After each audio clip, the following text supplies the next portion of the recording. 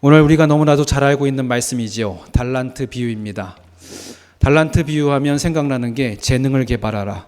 내 달란트는 무엇인가 찾아야 한다. 그리고 달란트를 발견하면 아낌없이 사용해야 한다. 그리고 이 이물을 남긴 자들과 같이 충성을 다해서 결실을 맺어야 한다. 그렇게 가르치기도 합니다. 그런데 이 부분을 뛰어넘어서 오늘 우리는 이 주인의 마음에 집중해 보면서 이 말씀을 살펴보고자 합니다. 주인께서는 이 종들에게 달란트를 맡길 때에 죽도록 충성해서 저들이 2배, 3배의 결실을 얻기를 바라면서 이들에게 맡겼을까요? 그 끝을 바라보면 주인의 마음이 다른 데에 있는 것을 보게 됩니다. 슬피 울며 이를 간 종과 또 주인의 칭찬을 받으며 기쁨에 참여한 종의 차이가 무엇인가를 볼 때에 우리는 종에게 달란트를 준 이 주인의 마음을 헤아릴 수 있는 거지요. 이들에게 칭찬하면서 뭐라고 얘기합니까? 주인의 기쁨에 참여할지어다. 아멘. 이게 주인이 바라는 마음인 줄 믿습니다. 주님의 기쁨, 어떻게 우리가 이 말씀을 들으면서 주님의 기쁨, 주인된 삶을 살아낼 수 있을까? 오늘 다시 한번 이 달란트 비유를 함께 살피면서 우리가 은혜를 얻고자 합니다. 첫 번째로 우리가 주인된 삶을 살려면 우리 하나님의 뜻을 알아야 한다는 것이요. 하나님의 뜻을 알 때에 참 주인된 삶을 우리는 살아낼 수 있습니다. 오늘 달란트 받은 자들이 타국에 갈 때에 이 모든 달란트의 비유가 무엇을 말하는가? 오늘 비유가 말하는 목적이 무엇인가? 오늘 25장 첫 절에 이 비유의 목적이 나와 있습니다. 1절에 뭐라고 얘기하냐면 그때의 천국은. 그때의 천국은 얘기하면서 첫 번째 비유가 등불을 준비한 열처녀의 비유로 시작합니다. 그리고 거기에서 우리는 한번 깨닫게 되지요. 늙기에 기도하며 준비된 자의 삶을 살아야 된다. 어떻게 준비된 자의 삶을 살아야 되겠는가? 오늘 그 천국의 기쁨의 소유를 얻는 자의 삶의 태도에 대한 결론이 이 두 번째 달란트 비유를 통해서 다시 한번 마침표를 찍어주시는 거지요. 허겁지겁 준비하다가 돌아와 보니까 신랑은 온데간데였고요. 문은 닫혀버렸습니다. 그러니까 일상을 우리는 어떻게 살아내야 될까? 다시 한번 이 달란트의 비유를 통해서 우리에게 들려주는 것입니다. 주인이 타국에 갔다가 결산이 시작되었습니다. 재능대로 저들에게 5달란트, 2달란트, 1달란트를 맡겼습니다. 여러분, 우리가 재능이 다 다르고 또 생긴 게 다른 것도 참 은혜이고 기쁨인 줄 믿습니다. 여러분, 만약에 생각해 보세요. 여기에 앉아 계신 분들이 다 재능이 똑같아요. 그리고 생긴 것도 똑같아요. 생각도 똑같아요. 그러면 만나고 싶은 생각이 안 들 거예요. 왜냐하면 어차피 똑같으니까. 내가 생각하는 대로 생각할 거고 내가 좋아하는 대로 먹을 거고 굳이 대화하고 물어볼 이유도 없어요. 교제할 필요도 없어요. 그런데 왜 우리가 교제하고 만나면서 새로운 것을 얻게 되고 기쁨을 누리게 됩니까? 우리가 다 다르게 창조되었고 우리가 가진 능력과 재능이 다 다르기 때문이지요. 이러니까 우리가 만나는 것이 즐겁고요. 이러니까 세상 사람들과 함께 말씀으로 교제하는 것이 우리에게 은혜가 되고 기쁨이 되고 즐거움이 되는 거지요. 하나님께서는 우리에게 각기 다른 재능을 주셨습니다. 다른 재능을 주신 게 또 은혜예요. 저 사람 가진 걸 내가 못 가졌다고 해서 부러워할 필요도 없습니다. 내가 생각하는 똑같은 마음으로 다른 사람들이 나를 바라볼 거예요. 언젠가 제가 키 큰 사람들을 부러워했습니다. 함께 있는 무리 중에 한 친구가 키가 180이 넘어요. 야, 너 키 커서 좋겠다. 그리고 부러워하고 있는데 어느 날 산에 친구들과 함께 놀러 갔어요. 야, 네가 등치가 크니까 수박 들고 뛰어. 그리고 다른 친구들은 막 뛰어갔어요. 그런데 작은 친구들은 나뭇가지를 막 밑으로 피해서 지나갔습니다.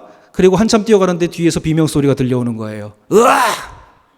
누구였을까요? 그 키 큰 친구가 앞에서 피한 친구가 건드렸던 가지에 맞아가지고 쓰러졌어요. 그러니까 그때서야 사람들이 그러는 거예요. 친구들이. 야, 때로는 키 작은 것도 기쁨이구나. 여러분, 누군가를 부러워할 때에 내 연약함이 또 다른 누군가에게 기쁨이 될 수 있습니다. 내 능력과 재능이 없다고 하여서 내가 다른 재능을 가지지 못했다고 하여서 우리가 부러워하거나 우리가 주눅들 필요 없다는 것이지요. 일란성 쌍둥이도 마찬가지입니다. 똑같으면 재미없을 거예요. 그런데 일란성 쌍둥이를 봐도 재미있는 건 뭐냐면 안경도 다르겠어요. 야, 너 나랑 똑같은 거 쓰지 마. 색깔도 다르게 하고요. 그리고 먹는 기호도 달라요. 그러니까 똑같은 아이를 바라봐도 참 재밌는 걸 우리가 보게 되는 거지요. 하나님은 오늘 이 다른 재능을 통하여서도 우리가 그러한 기쁨을, 새로운 은혜를 발견하기를 원하고 계시는 줄 믿습니다. 서로 다르니까 기대가 생기는 거지요. 이 서로 다른 모습을 가지고 있는 이 2달란트, 5달란트, 1달란트 받은 자들이 나아갈 때에 하나님은 기대하셨을 거예요. 저들이 다르니까 다른 기쁨을 내게 가져올 것이다. 그런데 오늘 이 사명을 맡은 자들의 중요한 특징이 있습니다. 뭐냐 하면 바로 가서라는 말이에요. 5달란트 받은 자가 5달란트를 받자마자 바로 가서 장사해서 이물을 남깁니다. 그리고 2달란트 받은 자도 어떻게 합니까? 그와 같이 행하여. 바로 가서 했다고 그래요. 이 바로 가서라는 말을 원어로 살펴보니까 유데오스라는 말인데, 이 유데오스라는 말과 원어를 같이 하는 말이 동일한 본물이 떠나서 저 사도행전 16장에 한 번 더 나오는데, 어디에서 나오냐면 바울이 선교할 때의 그 마음에 무슨 마음이 있었냐면 아시아를 향해서 전도하고자 하는 마음이 있었어요. 왜냐하면 선교가 너무 잘 됐고요. 저들이 복음을 향한 열망이 가득해서 그곳을 향해서 선교의 열정을 가지고 나아가려고 했어요. 그런데 그때마다 하나님께서 성령이 나타나셔서 그의 걸음을 막습니다. 그리고 마지막에 다시 한번 배를 독이려고 할 때에 환상 중에 마게도냐 사람이 나와서 건너와서 우리를 도우라 얘기해요. 그리고 이 환상을 보고 바울과 함께 했던 사람들이 마음에 이렇게 고백합니다. 16장 10절에 이렇게 되어 있어요. 바울이 그 환상을 보았을 때에 우리가 곧 마게도냐로 떠나기를 힘쓰니 이는 하나님이 저 사람들에게 복음을 전하라고 우리를 부르신 줄로 인정함이라. 아멘. 누구의 뜻을 발견한 거예요? 하나님의 뜻을 발견한 거예요. 하나님의 뜻을 발견하고 나니까 지금껏 나는 내가 좋을 대로, 잘 되는 대로 방향을 정하고 갔던 거예요. 오늘 그런데 환상 속에서 이 바울이 하나님의 뜻을 알고 나니까 마게도냐를 향하여서 그 즉시 복음의 향방을 바꾸어 나가는 것을 보게 되는 거지요. 바로 가서라는 이 행동의 결단이 어디서부터 드러나는가? 하나님의 뜻을 알 때에, 주인의 뜻을 알 때에 드러나는 결단의 행동이 바로 가서라는 거지요. 여러분, 오늘 그의 걸음이 우리 안에 있는지 우리는 살펴보아야 할 것입니다. 때로는 그 방향성이, 그 뜻이 나와 맞지 않는다고 하더라도 이 바울처럼 이 비전이 내 꿈을 잃어버리는 선택일지라도 하나님의 꿈을 설득당해서 그의 걸음을 바꾸어 바로 가는 결단이 우리 안에 있어야 할 줄 믿습니다. 이 하나님의 뜻을 알고 바로 행하는 결단이 있을 때에 우리가 주인된 삶을 살아내는 것이고요, 주인의 기쁨에 참여할 수 있는 삶의 자세를 갖게 되는 줄 믿습니다. 지난주 담임 목사님이 터키에 갔다 오셔서 거기에 참혹한 상황을 보시고 우리와 함께 이야기를 나누었지요. 그곳에 우리가 복음의 손길을, 도움의 손길을 함께 나누자고. 그리고 거기에 우리가 마음을 함께 했습니다.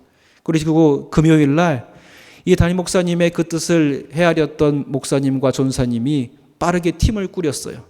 목사님과 전도사님들이 5명이 한 팀을 이루어서 지금껏 1차적으로 모아진 구호품과 구홈을 가지고 저 터키 안디옥으로 떠났습니다.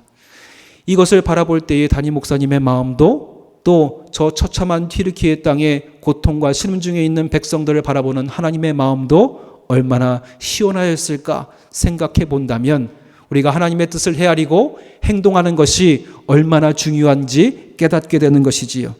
그러면 오늘 우리는 다시 한번 생각해 보게 되는 겁니다. 나는 과연 하나님의 뜻에 헤아리면서 결단하고 나아가고 있는가? 또 오늘 이 말씀 가운데 새겨진 즉시 바로 가서라는 이 말이요, 군대 용어로도 사용됩니다. 언제 사용되는가? 즉시 배치할 때 이 동일한 언어가 사용되는데 무슨 뜻입니까? 언제 배치할 수 있습니까? 훈련되고 완성된 전투 인원을 배치할 수 있는 거지요. 훈련되지 않은 사람들을 함부로 전투 현장에 배치할 수 없습니다. 그러니까 무엇입니까? 준비된 자가 나아가서 쓸 수 있다는 것이지요. 좋은 선수들도 감독이 콜할 때에 그냥 나가지 않습니다. 이미 그때부터 준비하고 있어요. 야구를 좋아하시는 분들도 다 아시겠지만 마운드에 세 사람 올리기 전에 감독이 판세를 바라보기 이전에 불펜에서는 투수들이 공을 던지면서 몸을 데우고 있어요. 감독이 불렀을 때에 언제든지 당장에 마운드에 올라가서 강속구를 던져서 삼진을 할 수 있는 몸 상태를 끌어올리고 있는 겁니다. 그런 사람들이 사용되는 거지요. 축구에서도 마찬가지입니다. 감독이 상황을 보고 있을 때에 가만히 앉아만 있지 않는 거예요. 때가 되기를 기다리는 사람들이 그 필드 바깥에서 열심히 왔다 갔다 뛰면서 몸을 데웁니다. 그리고 감독이 불렀을 때에 바로 뛰어들어서 감독이 원하는 위치에서 그 임무를 수행할 수 있도록 준비하고 있는 거지요. 그리고 근데 여기에서 그냥 마운드에 올라가고 그냥 필드에 나가는 것이 아닙니다. 필드에 올라가기 전에, 마운드에 올라가기 전에 감독과 함께 눈을 맞추고 감독이 뭐라고 하는지 듣습니다. 그리고 눈을 맞추고 서로가 끄덕끄덕한 다음에 감독이 등을 한번 딱 때려주면 그때서 바로 마운드에 올라가고 바로 필드에 뛰어서 감독이 지시한 것들을 거기에 있는 모든 이들에게 전파하고 그 뜻대로 움직이는 거지요. 그럴 때에 경기의 판세가 바뀔 수 있게 되는 것입니다. 그런데 감독이 불렀는데 그제서야 몸을 데우기 시작한다면 어떻게 될까요? 감독의 답답한 마음으로 그 사람이 아닌 다른 사람을 쓰기 위해서 부르겠지요. 앞서 기름의 등불을 준비함도 마찬가지입니다. 오늘 우리는 일상을 어떻게 살아가고 있는가 이 말씀을 통해서 바라보라고 말씀하시는 것이지요. 주님의 뜻을 헤아리기 위해서 얼마나 예배 가운데 하나님의 뜻을 구하고 있는가, 기도로 주님의 뜻을 우리가 구하고 있는가, 속회의 모임 가운데서 우리의 일상의 얘기가 아니라 어느 미용실이 머리를 잘한다는 얘기가 아니라 어떻게 해야 하나님 앞에 예쁨 받고 하나님의 마음을 시원하게 해드릴까, 주님의 뜻을 구하는 자리에 우리가 서 있어야 할 줄 믿습니다. 우리가 하나님께 매일의 일상의 예배를 통해서 주님의 뜻을 구하고 하나님의 뜻을 헤아릴 때에 비로소 우리는 주님께서 원하시는 기쁨의 자리에 함께 참여하는 주인된 삶을 살 수 있게 될 수 있을 줄 믿습니다. 오늘 이 말씀을 다시 한번 새기면서 바울처럼 우리의 바람과 꿈을 바꾸어서라도 하나님의 뜻을 향해 달려가 주인된 삶을 살아내시는 저와 여러분들이 되시기를 주님의 이름으로 축원드립니다. 두 번째로 충성된 삶을 사는 자가 주인된 삶을 살아냅니다. 충성된 삶을 사는 자가 주인된 삶을 살아냅니다. 5달란트 받은 자나 2달란트 받은 자 동일하게 가서 각각 2배의 임무를 남기지요. 그리고 주인이 돌아와서 이들에게 칭찬합니다. 이렇게 칭찬하지요. 잘하였다. 착하고 충성된 종아, 내가 적은 일에 충성하였음에 내가 많은 것을 내게 맡기리니 내 주인의 즐거움에 참여할지어다 하고. 그런데 이 칭찬 안에 우리의 이목을 빼앗는 것이 하나 있습니다. 뭐냐면 적은 것에 충성하였다는 거예요. 여러분, 달란트가 얼마나 화폐 단위가 되는지 여러분 아시겠지만 한 달란트는 6,000데나리온입니다. 한 데나리온이 한 사람의 하루의 노동의 대가예요. 그러니까 한 달란트만 해도 한 사람이 적어도 한 17년 이상은 일해야 받을 수 있는 어마어마한 돈이라는 거지요. 그런데 오늘 주인이 이렇게 얘기하는 겁니다. 5달란트를 남기고 2달란트를 남긴 자들에게 잘하였다. 너가 적은 일에 충성하였음을 하는 이 주인이 기뻐하고 있는 거지요. 5달란트를 남긴 것이나 2달란트를 남긴 것이나 동일하게 칭찬하는데 작은 일에 충성함에 칭찬하고 있는 겁니다. 그러면 다시 한번 생각해 보는 거예요. 도대체 이 주인의 재력과 능력이 얼마나 대단하기에 우리가 보기에 어마어마한 이문을 남긴 이 사람의 일의 결과를 적은 일에 충성하였다 얘기하는 것일까? 왜 이렇게 얘기할까요? 오늘 우리가 만들어낸 결과, 결실을 자랑할 것이 못 된다라는 것입니다. 아무리 많은 것을 남길지라도 그것이 우리에게 자랑이 아니라 우리가 자랑이 되어야 할 것이 무엇인가? 그 작은 일에 충성스럽게 행동한 우리의 행함이 하나님의 기쁨인 것을 우리는 다시금 깨달아야 알아야 한다는 것이지요. 여러분, 이 마음이 우리 안에 있어야 할 줄 믿습니다. 우리는 그런데 항상 달란트의 액수에 집중해요. 5달란트, 2달란트. 그러니까 하나님이 기뻐하신 사람들은 첫 번째는 5달란트 남긴 사람이고 두 번째는 2달란트 남긴 사람이고 그 다음에 세 번째가 아무것도 안 남긴 저놈을 하나님께서 썩내시면서 싫어하셨던 거야. 그러니까 우리는 많은 것을 결실을 맺어야 돼. 때로는 우리의 삶의 방향에 잘못된 것에 집중할 때가 있는데 오늘 이것을 다시 한번 고쳐서 우리에게 바라보게 하시는 것, 잘하였다. 착하고 충성된 종아, 내가 작은 일에 충성하였음을 칭찬하시는 하나님의 그 칭찬에 우리가 집중할 수 있어야 할 줄 믿습니다. 사람은 항상 상대적인 것을 바라봐요. 세상이 그렇습니다. 누가 더 잘하나? 누가 더 뛰어나가? 누가 더 많은 것을 가졌나? 누가 더 화려한가? 누가 더 아름다운가? 누가 더 멋진가? 상대적으로 다른 것을 가진 사람들을 더 높게 평가하는 게 세상의 이목이고 세상의 시선이고 세상의 바라봄이라는 겁니다. 그런데 오늘 하나님은 그 상대적인 시선에서 우리의 삶의 방향과 태도를 바꾸기를 원하고 계시는 거지요. 예전부터 대학에서 시험을 볼 때마다 교수님들이 야, 내가 니네들 때문에 너무나도 힘들어. 성적 매기기가 보통 힘든 게 아니야. 항상 그런 얘기를 하는 거예요. 속으로는 공부하는 게 힘들지 성적 매기는 게 힘든가? 그런 말도 속으로 막 되짚어지기도 했는데 이런 비화가 있었습니다. 어쨌든 동일한 100명의 학생들이라면 거기에서 정해진 인원은 A풀을 줘야 되고 A0, A-, B풀, B- 이렇게 다 나눠줘야 돼요. 그러니까 이런 비화가 들려오는 거예요. 한 교수님이 너무 다 잘한 것 같아요. 다 A뿔 주고 싶은데 이 중에서 누구에게 A뿔을 줘야 될지 모르겠으니까 그 중에 있는 답안지를 하늘에서 딱 던진 다음에 가장 먼저 떨어지는 답안지에 A뿔을 줬다는 거죠. 여러분, 상대평가가 이렇습니다. 우리는 이런 고민 가운데 살아가고 있어요. 어떻게 해야 우리가 기쁨을 얻을 수 있을까? 그런데 하나님의 평가는 어떻습니까? 절대 평가입니다. 누가 더 잘했느냐? 더 많은 이문을 남겼느냐? 거기에 따라 칭찬이 달라지는 것이 아니라 이 일에 충성하였는가에 따라 하나님의 칭찬이 드러난다는 것이지요. 그러니까 우리는 남들과 비교하면서 살 필요 없다는 것이지요. 많은 사람들이 그럽니다. 왜 우리 집은 이렇게 집이 좁지? 내 차는 왜 이렇게 꼬물이지? 나는 왜 이렇게 작지? 심지어 목사님들도 그래요. 저도 그랬던 때가 있어요. 언젠가는 한번 하나님한테 그런 기도했습니다. 하나님, 저 명절 때 성도님들이 과일 박스 주시고 귤 박스 주셨는데 다른 전도사님 차가 있어서 싣고 갔는데 저 이거 어떻게 들고 가요? 진짜 땀을 뻘뻘 흘리면서 버스 정류장 왔다 갔다 하면서 몇 박스 갖다 놓고 거기서 들고 낑낑대면서 갔던 그날에 하나님께 기도했어요. 하나님, 저도 차가 갖고 싶습니다. 그리고 욕심을 뛰어넘어서 쇼윈도에 있는 승용차를 바라보면서 저거 갖고 싶어요. 그랬어요. 그런데 어느 날 담임 목사님이 저를 부르시면서 키를 하나 주시는 거예요. 와, 우리 하나님 이렇게 빠르게? 나한테? 와, 그리고 키를 들고 가서 주차장에서 삑삑해서 보니까 어떤 차가 대답하고 있을까요? 교회 봉고차가 대답합니다. 그래서 살짝 원망했어요. 하나님 납작한 거예요.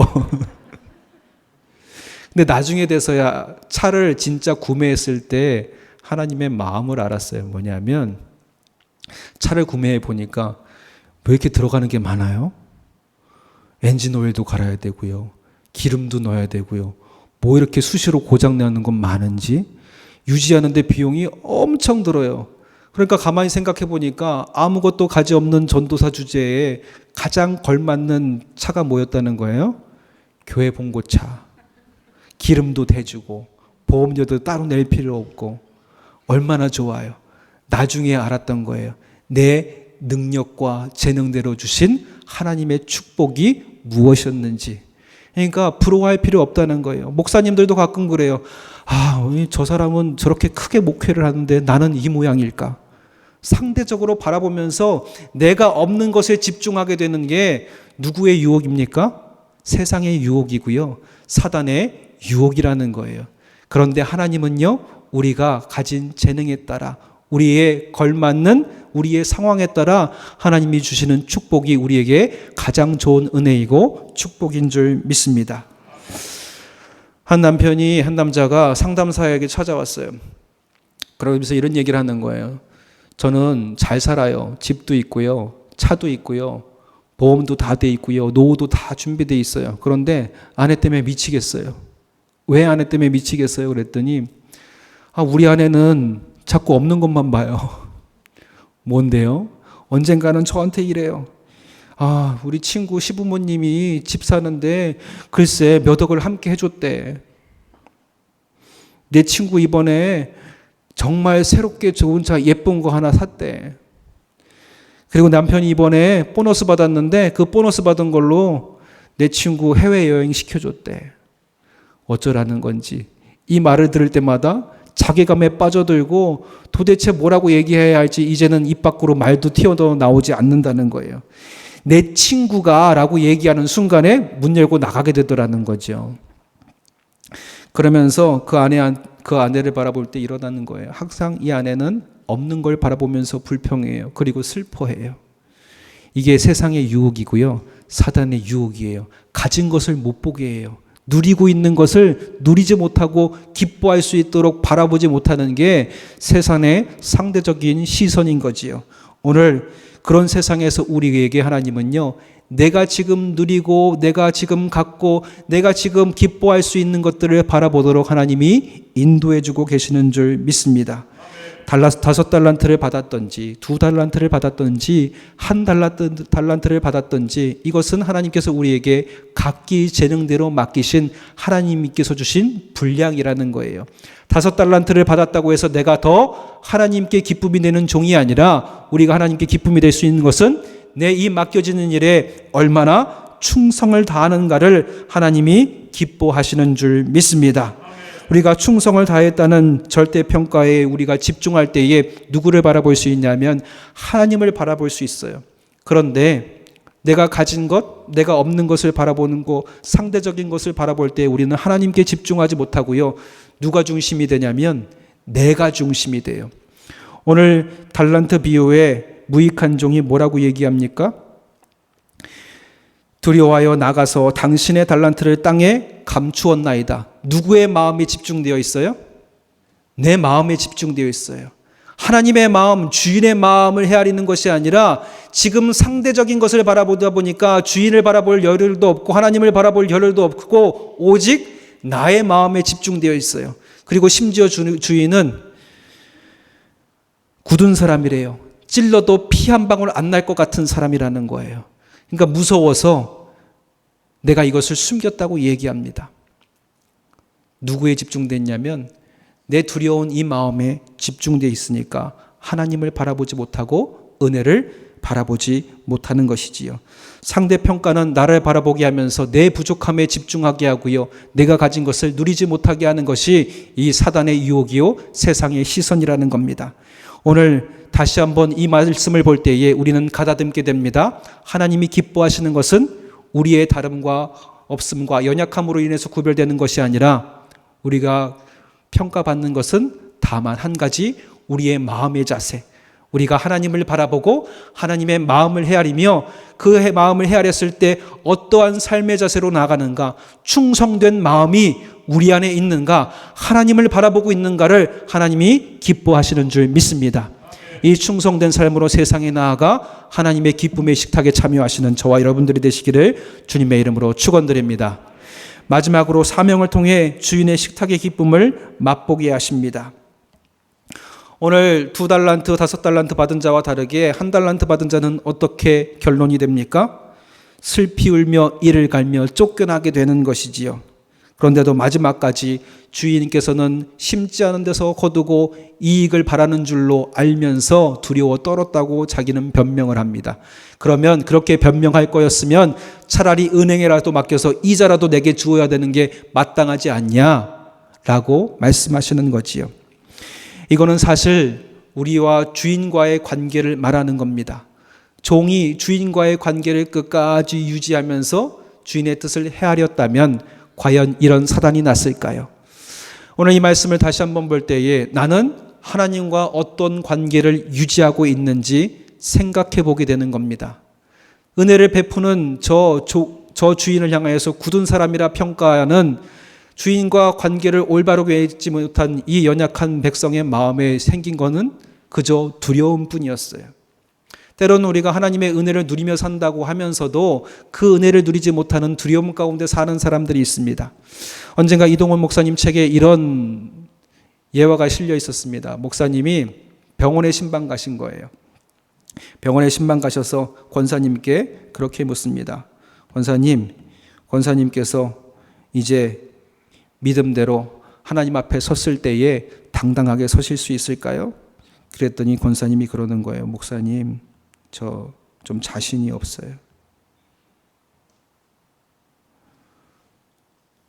하나님 앞에 어떻게 서야 할지 모르겠어요.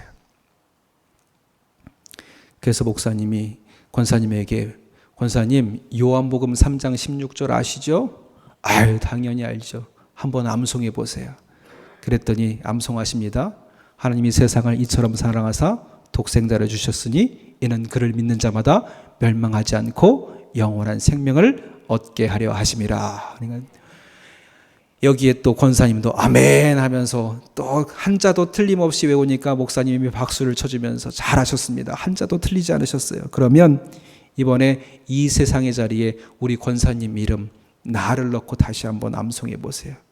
근데 이 말씀을 다시 한번 나를 넣고 암송하다 보니까 권사님의 눈가에 눈물이 주르륵 흐르는 거예요. 아멘, 아멘. 하나님이 나를 이처럼 사랑하사 독생자를 주셨으니 이는 저를 믿는 자마다 멸망하지 않고 영원한 생명을 얻게 하려 하심이라. 아멘. 권사님도 뭘 바라봤던 거예요? 내 연약함을 바라봤어요. 내 연약함을 바라보다 보니까 죄밖에 없어요. 죄밖에 없다 보니까 하나님 앞에 서기가 두려워요. 그런데 하나님은 그 두렵고 연약한 우리의 마음의 시선을 요한복음 3장 16절 그저 하나님을 바라보고 그저 하나님께 충성을 다하고자 하는 자에게 주시는 은혜가 무엇인지 오늘 이 달란트를 비유를 통해서 우리에게 또 한 번 새롭게 부어주시는 줄 믿습니다. 그러니까 오늘 여러분 내게 맡겨진 사명이 무엇인지 다시 한번 되새겨보는 거예요. 제가 이런 말을 드리는 순간 저는 직분이 없는데요. 이런 마음을 마음속에 외치신 분들이 계실지 모르겠습니다. 이런 이들을 향하여서 로마서 12장 7절에 이렇게 말씀과 사명자들 맡은 자들의 모습을 이렇게 기록하고 있어요. 예언이면 믿음의 분수대로, 섬기는 일로, 가르치는 일로, 위로하는 이로, 구제하는 자로, 성실함으로 다스리는 자는 부지런함으로, 긍휼을 베푸는 자는 즐거움으로 부르셨다라는 거지요. 이것이 우리에게 맡겨진 또 하나의 사명과 소명인 줄 믿습니다. 내가 한 자리에 가서 잘 웃는 것도 내가 잘하는 거라면 공동체 안에서 그 공동체를 밝게 하는 것도 내 사명이라는 거예요. 누군가를 향한 긍휼한 마음이 항상 내 안에 펴오른다면 이 또한 내 사명이라는 것이지요. 누군가를 섬기고자 싶은 마음이 내 마음에 있다면 특별히 교회 안에서 직분을 맡기면서 내게 이 직임을 주지 않았더라도 성갈에라는 명함이 명확하게 내 앞에 찍혀 있지 않더라도 오늘 여기에 모인 각 모든 한 사람에게 저마다의 사명이 있는 줄 믿습니다. 그러니까 오늘 우리는요 이곳에서 충성을 다해 행하는 것입니다.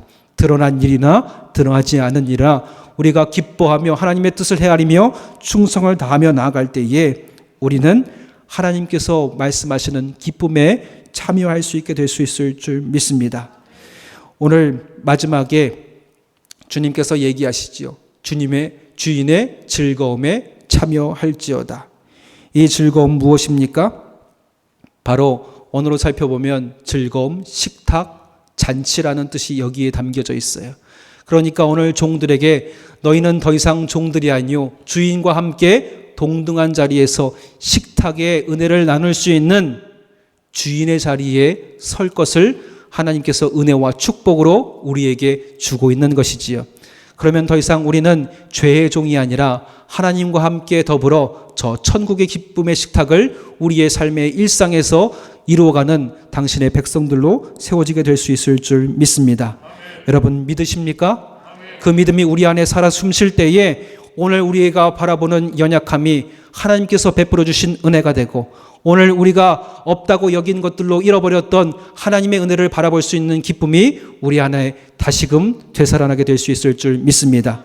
주님의 뜻을 헤아리면서 충성을 다하면서 오늘 하나님과 하나님께서 우리에게 베풀어 주신 그 은혜를 다시금 발견하여 주님이 주신 식탁에 참여하는 주인된 삶을 누리시는 저와 여러분들이 되시기를 주님의 이름으로 축원드립니다. 기도하겠습니다. 사랑의 하나님, 우리가 이 땅을 살아가면서 우리의 꿈을 이루고자 하는 사람이 아니라 하나님의 뜻을 이루는 자가 될 수 있도록 역사하여 주시옵소서. 무엇보다도 주님의 뜻을 헤아리면서 주님의 뜻이라면 바로 달려가 행할 수 있는 준비된 자가 되게 하여 주시옵시고, 맡겨진 모든 일에 충성을 다함에 주님의 기쁨에 참여할 수 있도록 역사하여 주시옵소서. 무엇보다도 상대적인 세상의 평가에 내 연약함과 부족함을 바라보며 나왔던 절망의 연약함의 모습은 이제후로 다 벗어던지게 하여 주시옵시고, 충성된 자의 삶의 모습만을 바라보며 기뻐하시는 하나님의 은혜 가운데 우리가 나아가 그 기쁨을 소유할 수 있도록 역사하여 주시옵소서. 오늘 우리는 연약할지라도 주의 종일지라도 하나님께서 우리의 재능에 따라 아버지 하나님의 식탁으로 우리를 초청하여 주신 줄 믿습니다. 오늘 여기에 있는 수많은 당신의 백성들, 저 5달란트, 2달란트 맡은 자와 같이 하나님의 뜻을 헤아리며 그 뜻에 따라 바로 가서 움직이며 아버지 하나님 그 뜻을 헤아리며 세상에 펼칠 수 있는 당신의 백성 되게 하여 주시옵시고, 그 행함의 삶의 결단과 삶의 자세, 주인된 삶의 자세로 인하여서 하나님께서 우리에게 부어주시고자 하는 천국의 기쁨, 영원한 생명의 기쁨을 누릴 수 있도록 역사하여 주시옵소서. 오늘 한날에도 그 기쁨이 우리 안에 충만하게 인도하여 주실 것을 믿사오며 감사드리며 예수님의 이름으로 기도드렸사옵나이다. 아멘.